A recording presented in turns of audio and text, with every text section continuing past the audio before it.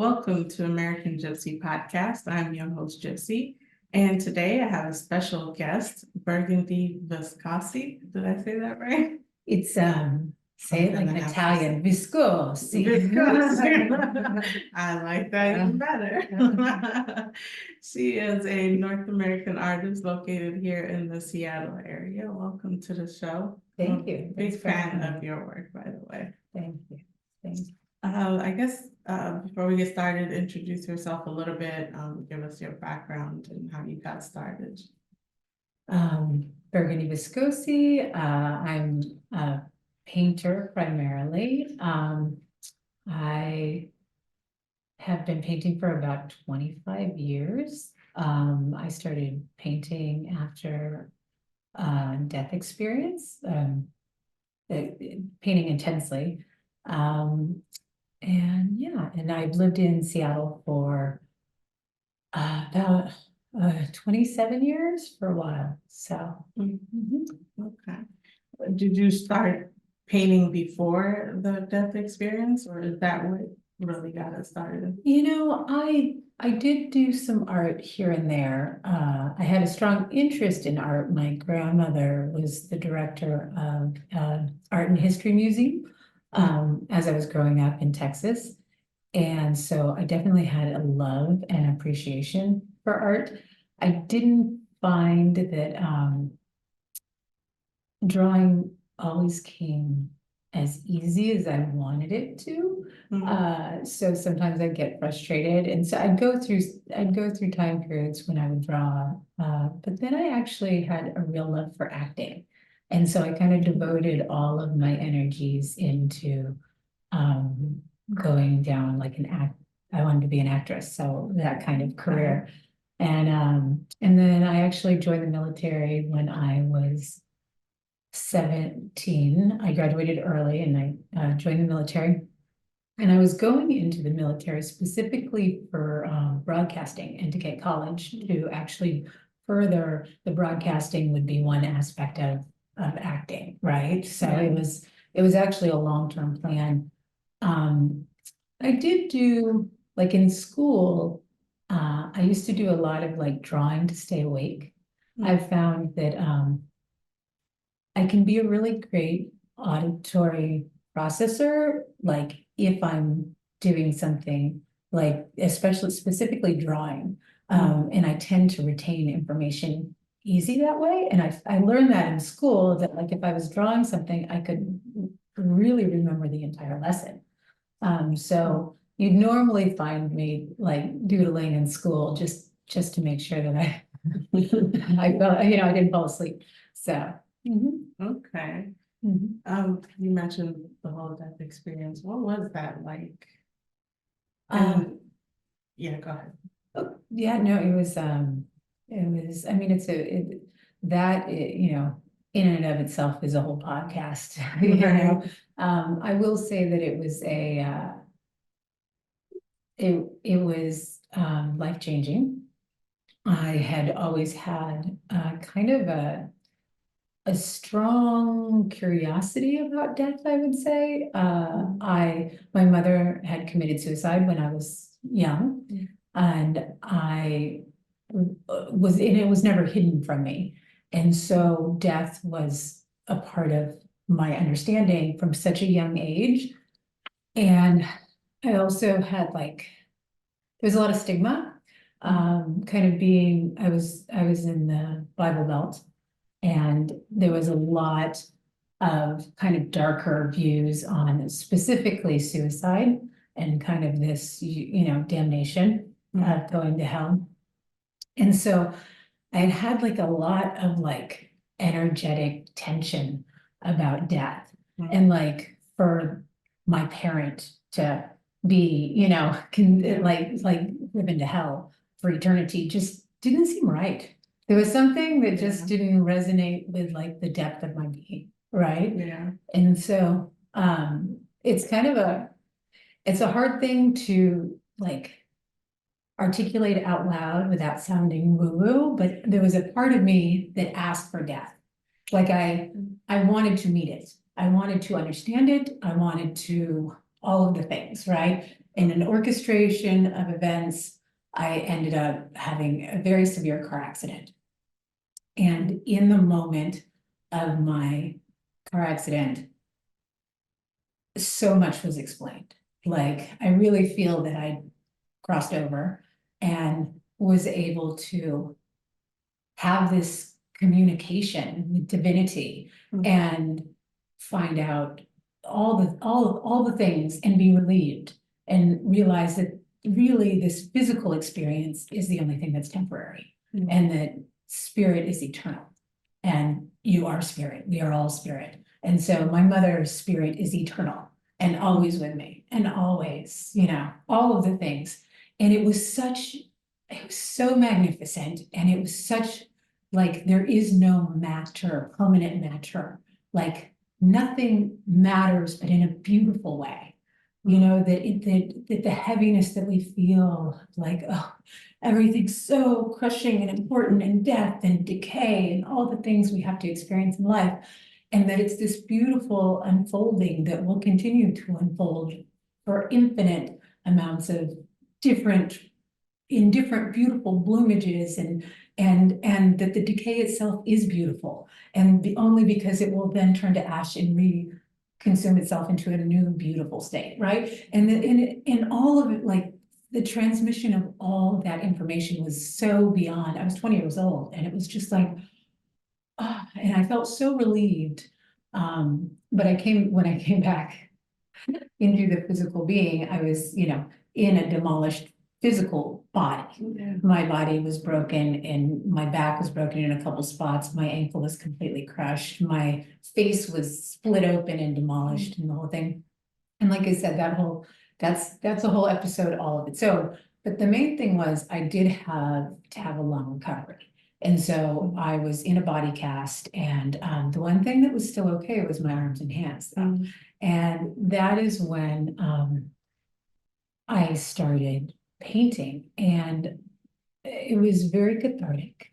And interestingly, right out the gate, I felt that I could translate information easier that way than I could even articulate it, and it was more because when I would paint, I could, and maybe this is pre-learning. I have a pretty healthy meditation practice now. And at that time, maybe I didn't realize I was having one, but during the creation process, feeling tapped in to the creative channel itself kind of puts you in alignment with that continual blooming. And there's something about that felt exactly like meeting the divine. And I just knew I like that. And that's where I'm going to, hang out. And so then I started creating. What's interesting is that now that I've been doing it for, 25 years, I realized that the information that I kind of was downloaded, although it can't be exacted in this dimension, like in any sort of form, even just pointing the finger in the direction can really create some beautiful effects, right? And so that's kind of what I do. I kind of keep my North Compass and find that place. And then the blooming of what is created through the paintings, or whatever medium I'm working in at that time is by me finding that space and tapping into it. Okay. Did you get any kind of formal training at some point, or is it something you just kind of free flowing? No, I ended up in an art class a couple times in high school. I went to quite a few different high schools. And I remember I ended up, when I was in Connecticut once, I ended up in an art class because they didn't have any room in the drama class. And so I ended up in an art class and the teacher was very insistent on me pursuing a draw or an art career. And at the time I was like, no, I'm an actress, and so I'd love to find him again and say, oh, you're right. Yeah. So, What what are some things that you do to get you inspired or motivated or in the zone when you're painting? Um, Or uh, when you're coming up with ideas? Yeah, so as far as ideas, the ideas will almost haunt me, like in a good way, but I'll have an idea. I have lots of ideas. I'll have 10 ideas today, right? But then one will keep revisiting me and like keep revisiting me until it starts actually like manifesting into my experience in any of my communication with people or just events that happen where it starts getting louder and louder and I'm like, okay, I can hear you. It's time. Is it a picture that you see or is it? For me, actually, it's normally more concept and then it becomes a picture. It's a conceptual idea. I mean, some of my paintings, I'll admit, are for some of the aesthetic factors, but most of my pieces are actually like prayers and meditations, and they're ideas of how can we transmute more of this into humanity, right? Like under the philosophy that each one of us we're part of the human consciousness, and each one of us holds a certain responsibility to, in my humble opinion, elevate the consciousness in a way that we then can move more gracefully and peacefully and cooperatively to figure out what is next for us, right? And so for me, that most all of my messages that come through, then I have to figure out how to, articulate it into an image, which that's kind of the fun part because, sometimes they're subtle and sometimes they're very, very direct. I definitely I do a meditation practice every morning. I think that's incredibly helpful. I definitely, I do love cannabis. It is part of I don't use a lot of cannabis. I feel like there's a dance. Cannabis has been used for eons, in yoga, like in yoga practice. So I feel like a little bit too much cannabis and I'd rather be physical. I'd rather be dancing or yoga, right? Yeah. Where so a very, very minuscule amount, there's a very sweet spot where I tend to be a bit more present rather than concerning myself with the bills or, did I find parking over here or what, all the things, right? The brain will like try to figure out, especially living in city life, where there's a million little things that are going on, right? And I'm painting in the middle of the city with all the people around and everything. So I do find that just the right amount of cannabis will actually help me kind of like and come, so there are a certain few things I do. Of course, it's Seattle, so I definitely like a little bit of caffeine in the mix too, Yeah. So a little bit of coffee involved from time to time. But I think for the most part, I almost did. I've been painting for so long that it is my most natural state. I feel like I've painted more than I've done anything else in this lifetime so far, right? Consistently. And so I can pretty autopilot and just go in. I found that one of the fun things that I feel, that I've learned over the evolution of the technique of painting is that often I get in the gallery, I'll get people that come in, that are young artists, and they're like, what about the artist block or the whole? And what I found is that the artist block is the greatest gift, and you can have it daily, and that's okay. What it means is that you're up leveling. Every time you hit a little bit of a block and you start finding yourself being distracted or I don't know, I can't, No, it's just that you've never gone to this next level of your creativity. And so it's unfamiliar. So you tend to start avoiding it because as human beings, we're habitual. And so if it feels unfamiliar, often we'll kind of push back and just get back into our old rhythm.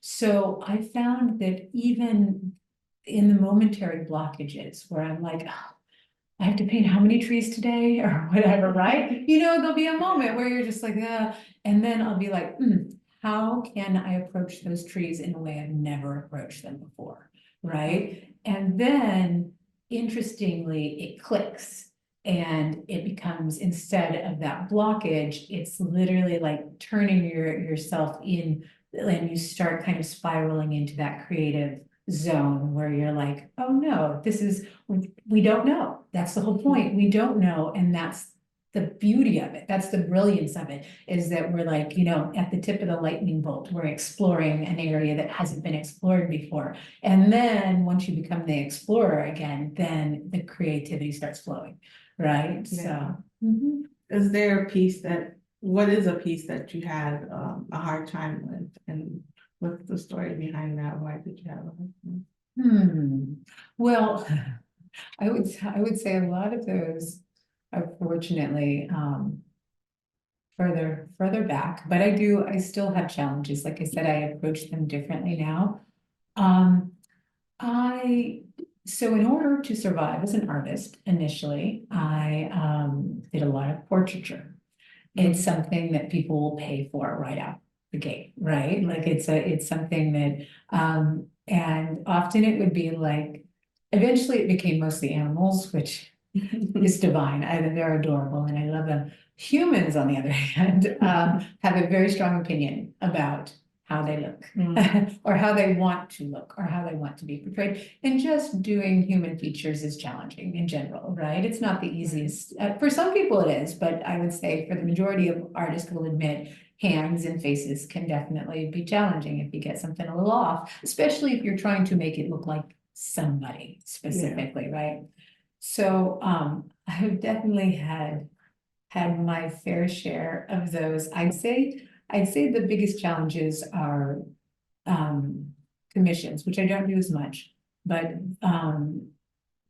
because you are often you're trying to meet somebody at least halfway, right? You're trying to what do they have in mind? What do you have in mind? And when it's magic, it's really magic because there is that when the red and the blue become purple and you're like, oh my gosh, we created something that's way better than either one of us thought would ever happen, right? And that's magnificent. And then there's those times where I think either side have a rigid idea of what they want, right? Myself as well, it's been both sides of the fence for sure. And then like trying to that I feel has been my biggest challenges, and yeah, like I said, the animals are a lot more easygoing. They normally aren't critical of it. So they're like, they're not like my hair was out of place, they're pretty good. So, but the humans definitely, there's been some challenges along that. What is your favorite, I guess, medium? I don't know if that's even how you say it, but I know you do murals. Like if you can just do one of those, like what would be your favorite? My visionary ideas and concepts that are very complex, that definitely like I'm working on one right now, but the ones that take months and at some point hopefully take years. I really like taking that much time and diving in because so much magic can happen inside of the painting when you allow that much time and space, right? It's kind of, there's an affordability to it too, unless it's prepaid for, there's also affording to take that time to spend a year just working on one painting, right? So there's a balance, and I feel that like that's kind of where I'm going with my work, where I will be able to I mean, the thing is that I think all of us artists would never call ourselves at the level of mastery. I think that it is something that, you know, people can say, oh, this many hours and such. But in reality, it's always just a little bit beyond. It's always just a little bit beyond because it's about the process. It's never about the end result, right? Yeah. And so the great news is that two of my greatest mentors, you know, are in their 70s and doing magnificent work, right? And so, and I think about it and I'm like, yeah, because they've been painting for 50 years, you know, so there's this longevity with it, that I feel, I'm excited for the ride. And so the place where I'm at with my art is very far from the place that I envision it.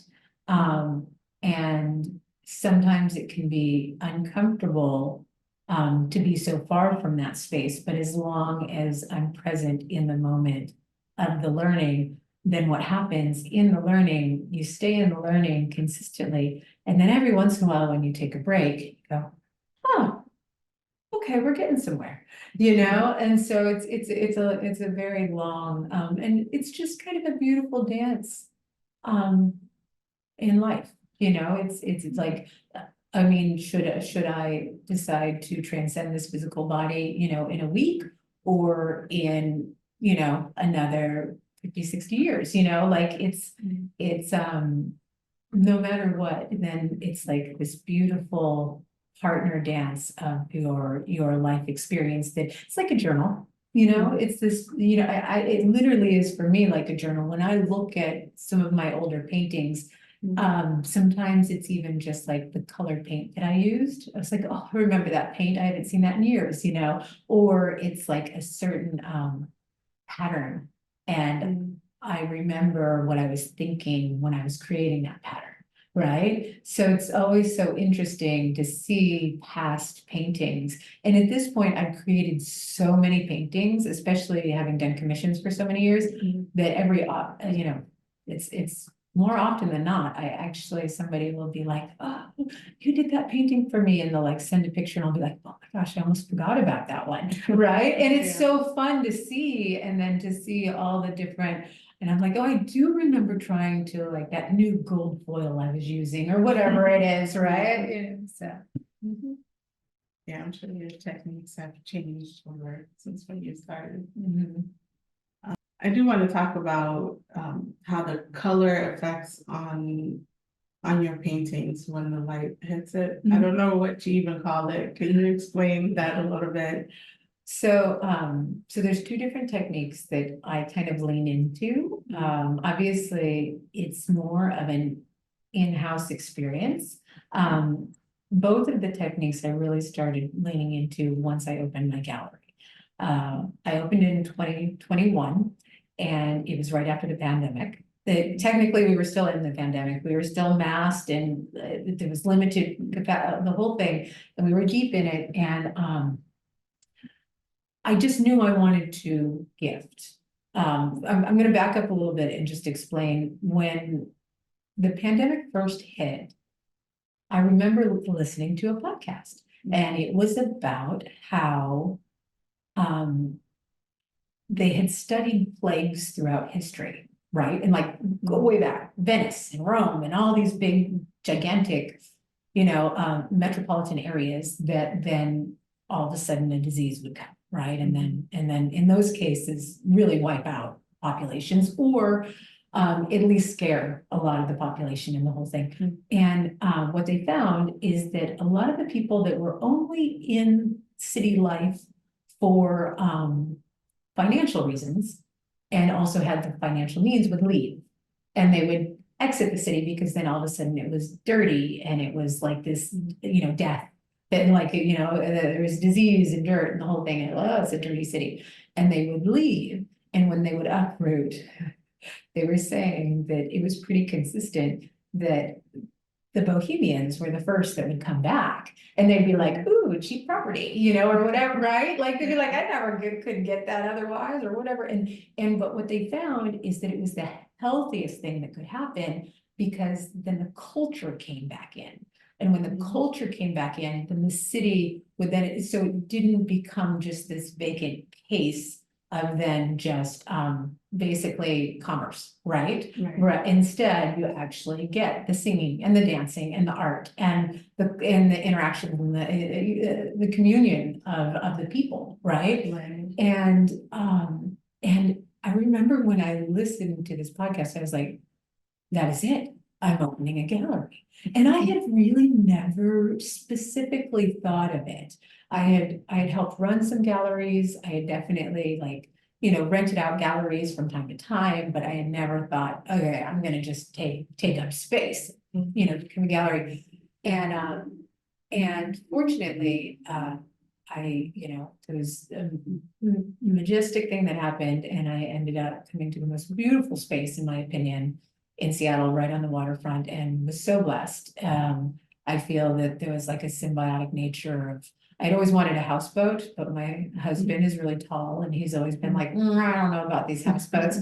And so I love that it was like this universal, I was like, oh, I can still be on the water all day long, So anyways, I opened this, and I just kind of felt around. I kind of the same way when I'm painting. So I opened it, I was doing some live paint, like literally just painting on what I was painting on, but it felt very festival-like, where I get to live paint and I've got my art and all the things. And first it started more, I knew that the lighting changed my paintings. And that mostly has to do with, a great way to explain it is I have a blue tattoo on my arm. If I shine a blue flashlight on it, it's gonna negate it. Like it literally will look like I have no tattoo here, which is really cool. Okay. Yeah, no, it's a really fun thing. And so it works the same on the canvas. So when a color is flooding over itself because of relativity to the other colors, it will negate it. Okay. And so it'll look like it is like a light color of some sort rather than the color itself. And so when you put colors in a particular spectrum, in the same spectrum that whatever light you're using is using, then you can negate, and you get this like fluttering effect, right? Gotcha. And so that's why the paintings can start feeling like they're moving. So that's one technique that I knew of, because I had used it on my paintings before, but only in mild cases, I hadn't really leaned into it because it's kind of a faux pas. Like in a lot of like traditional painters, they don't play with any of that kind of stuff. They don't play with the fluorescence. They don't play with, there's a whole, because fluorescents fade, and there's a million different, like if you're professionally trained, there's a million things that you're not supposed to do. I do all of them. I do all of them. And at first it used to make me very self-conscious. And then I realized, you know what? The only way to create something new is to break all of those rules and start over, right? And it's not that I don't know them. I just don't, they're not for me, right? Not for what I'm creating. So the glasses as well. So the glasses, the ChromaDepth glasses are actually chromostereooptic. I say stereo optic so people can, but it's actually like stereoptic, more like a colorful dinosaur, rather than, but I say chromo stereo optics so that you can like break down the word chromo, like color, stereo, like in stereo, and then optics, like your eyes, right? So like chromo stereo optic, right? And so also another thing that a lot of professional artists don't really lean into, they're originally designed for computer screens. But what happens because I isolate my color, I can separate them. There's quite a large separation, right? And so what I found is when you lean into the two of them together, both the lighting effects and the glasses, there's a sweet spot where this magic happens that is almost, I dare say it's hypnotic. I found that I was doing it in my house initially, and my husband, who's not much, I think he's a natural meditator, but he doesn't like sit every day and meditate. He was sitting in front of it with the glasses and the lighting, and kind of had, his own out of body experience. And more or less, he's the one who said, no, this has got to be given to the public. Like this is definitely, so when I opened the gallery, I kind of experimented and I brought some of the glasses in and I pumped up the lighting. And I found that he was absolutely right. Like the people wanted it. They, and it was funny because initially it was kind of like this side thing that I did. I was like, oh yeah, by the way, it'll do this and that. And what I found is that the humanity in general, having a suspended belief is so healthy. All of a sudden we become children again. So what happens is, when somebody steps into the gallery, they're instantly given the glasses. And a lot of the times, because I'm in such a heavily tourist popular area, right? It's just people shop hopping. They're not really concerned about going into an art gallery. They're just like, oh, what's the next shop? And they just kind of hop along the waterfront, right? And initially when I opened, I assumed it would be a lot of my visionary art people and my festival people who would help me sustain as a gallery. And what I found, it was they are amazing and they do very supportive. What I found, it's the other part of the population who's never experienced anything like it that have the most fun. And so, you get sweetheart Bubba from Middle America who is terrified when he walks in. No, at first he's like, oh, I'm in the wrong shop, and then I'm like, just here's some glasses, just try. And at first, it's wait, why is that happening? And then once I kind of take him in a little deeper and then incorporate the lighting, the next thing, then he's like, Ethel, get in here. No, I know it's weird in here, but come on in. You got to see this, And what it is that it allows them to be children for a minute and not know why it's happening, what's happening right now, right? And I feel that it's healthy. It's just so healthy for us. We get stuck in our habitual patterns and we don't often step into a space that is new and maybe uncomfortable at first, but then allows kind of, I dare say, consciousness to expand for a moment, because then you just perceive things in a new and a different way. And so it's been really fun. So yes, that's kind of, I answered two things because they kind of go together. Both the lighting and then the glasses, which is purely based on physics and wave frequencies. So warmer values have longer wave frequencies. So with the glasses, you're literally seeing them before you see the blues. That's why it feels like there's a depth there, right? Yeah. So the science aspect of it then gets kind of my favorite geeky crowd in, because they're just like, okay, let's talk science now, which and you don't have to use a specific type of paint.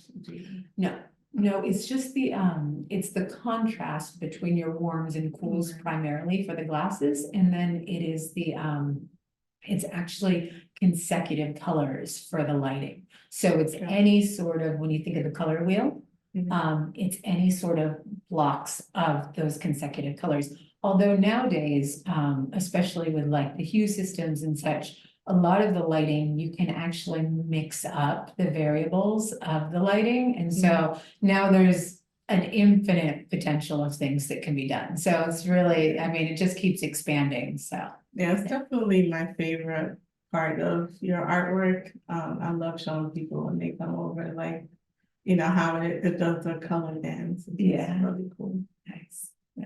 Was there ever a time where you felt like you stepped out of your comfort zone, as far as which painting you felt like it was completely out of your comfort zone?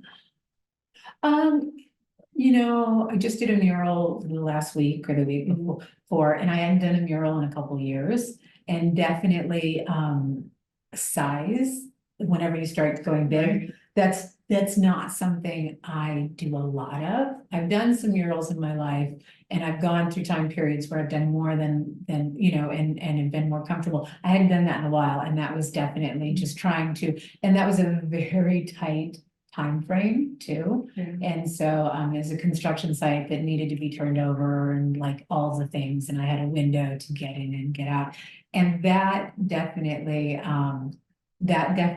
challenged me and brought me a bit outside of the comfort zone. I think about this often, and sometimes I I try to remind myself to move into that space more often. I'm sure you've seen maybe the David Bowie interview where he more or less, I'm not, it's not gonna be the proper quote, but what he expresses is that you shouldn't be comfortable, like, is if you're in your best creation, you should always be a little uncomfortable, and he describes it like when you're in the ocean and your feet are just barely can touch, but maybe not, like right on that space where you're just like, oh, maybe the earth is there, but I'm not sure, you know? And Yeah. so, I think that, I agree with that too. I agree that often, especially like, I told you about kind of the concept of pushing through the art blocks, but that's like the macro, where the micro is like those moments where I'm trying to work something out on the canvas that I can see in my head, but I don't know how to create, like I'm trying to figure out how to create it. And like I'll get to that point where I'm just like, oh, so agitated and want to set the paintbrush down. And I find that those are when I finally like, and often it's not exactly how I imagined it in my head, but yet it's something totally different, and it's something I've never done before, and all of a sudden it feels like a breakthrough, right? Where I'm just like, that's different, but I'm totally good with that. And I always think of it this way, like everything in nature moves at a curvature. So like when you're talking about our DNA or the universe or Fibonacci and all those things, there's always a curve, right? So there is no straight line, meaning there's also no straight line in perspective. So my thought of like, I want to create this exact idea in my head, there's always going to be a curvature. So what you're going to create is always going to have a slight variation. And I feel that that's kind of the magic.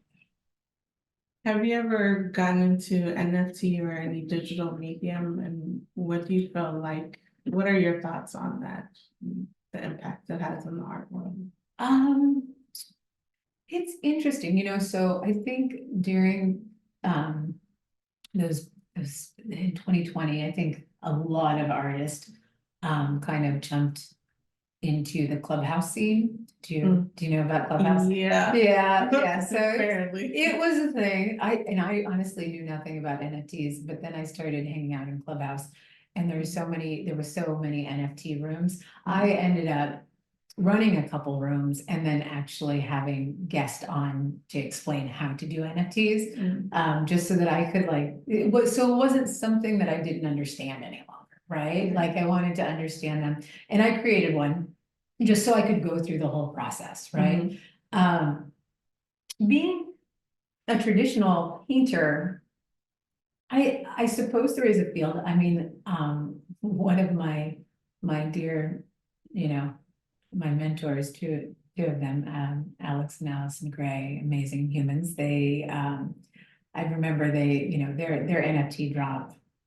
I mean, it was very, very impactful, very, very impactful. So I've definitely seen the extremes of it. I've seen where people have just like flooded the airwaves with tons of art and have had no success, to the other extreme where they put one painting out and it brings in millions, like it's kind of the extremes of things. I don't know. It's an area that you know what I will say though? I am going to honor the mental perspective of it, because I remember when I first started making actual physical prints of my artwork, right? And I remember my other mentor, James Crispinell, he's my first and my love. He's one of the reasons that I kept my journey of painting going. Amazing artist. I remember when I first started printing, and he said, now you're making your own currency, and it felt right. Because like this was literally like, I connected to it more than like a piece of money.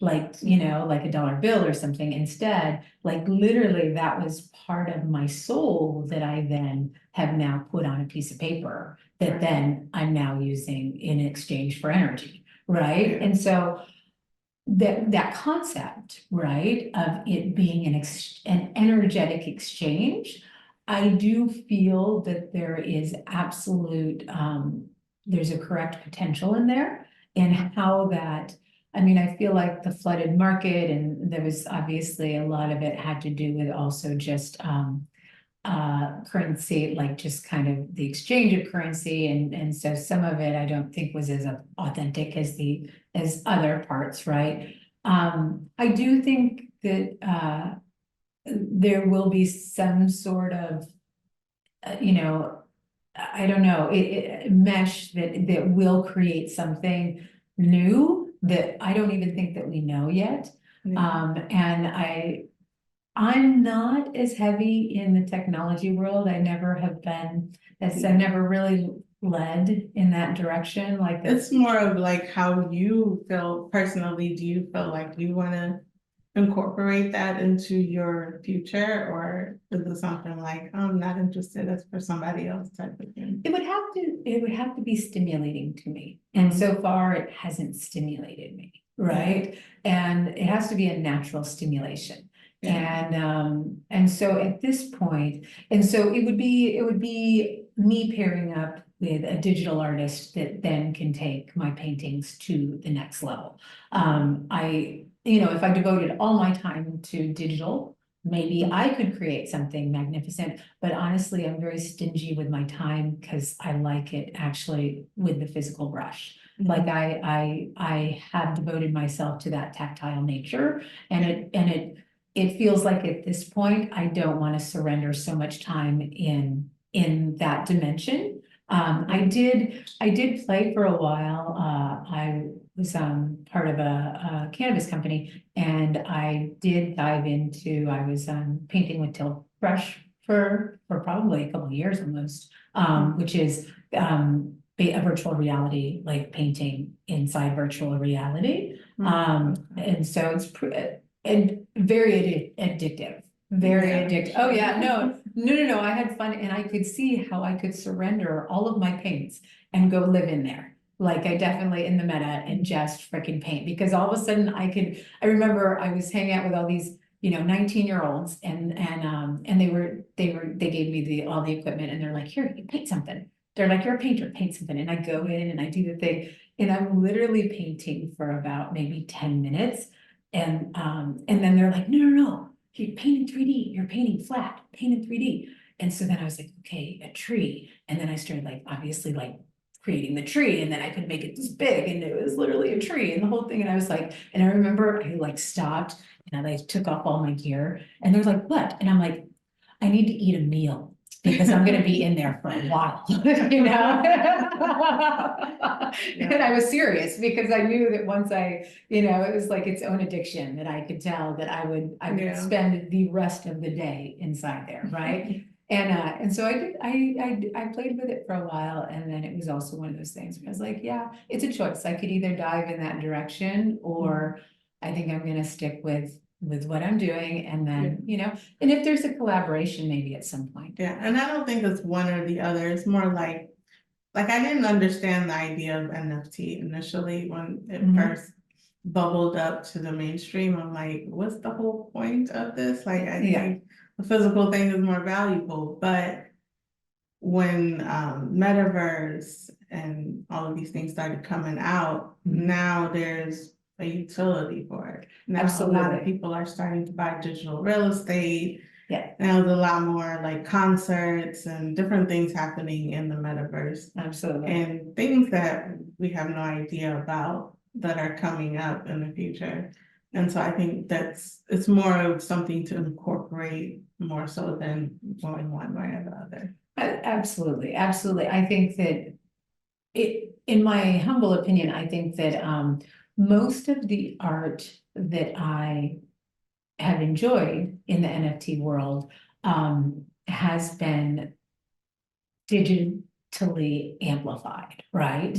So like my flat canvases in order for them to actually like take on their exquisite nature, would definitely, I would prefer them to dance and move and do all the things, right? Which I currently don't have that ability to, but there's plenty of people who do. And so that's why I said there might be in the future, a collaboration that will help kind of bloom that.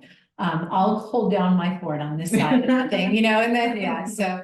Yeah, no, I think it is important. I definitely don't want to become an old lady too early and say, I don't know about all that stuff, all those youngsters out there doing that. You know, like, no, I wanna explore and play and definitely understand, because I will say that the thing about the metaverse and technology in that way, it is much more precise. Now, I was about to say cleaner, and I understand that right now there's a lot of controversy about, you know, NFT energy and all that, right? As far as the impact on the planet and all that, there's plenty of that. And I'm talking outside of that scope, and I'm saying that energetically, the energetic field of energy just recycling and becoming other things is much more in a mirror reflection of spirit than a lot of the heavier physical dimension. So I respect it and honor it in the sense of where a lot of people I think are terrified of it and are afraid of all the AI and all the different things. Whereas I have a deep, profound sense within my being that there is nothing outside of the divine. And so its expression is only going to play in all of these different ways that are in the same way that like me trying to express an idea on the canvas, right? That it's only going to get closer. It's only going to get closer to its expression, right? And so I feel in the process, you make a mess. Like I made a lot of messes on the canvas before I learned how to paint something, you know, and so I feel that we're going to make a lot of messes along the way. And that's where I think kind of easing humanity into a more compassionate collective consciousness about how we're moving in that direction will yeah, I think it'll just be easier on all of us. Yeah. Do you have any projects or any art shows that are coming up? Let the listeners know. Well, I head to Texas next week for the eclipse. So that'll be fun. I have worked on an eclipse painting that I will be taking to Texas. So that'll be nice. I definitely last eclipse I did in Oregon at the Texas Eclipse Festival and created some beautiful artwork, did kind of a collaboration with my dear friend Eric Nez, and we came up with a beautiful painting. I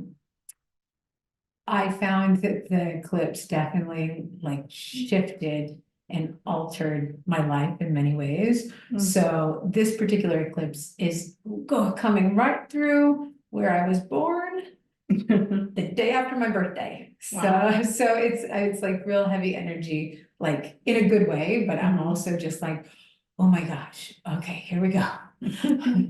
Here comes the shifts. Like I can feel it. I can feel it. I've been working on jewelry.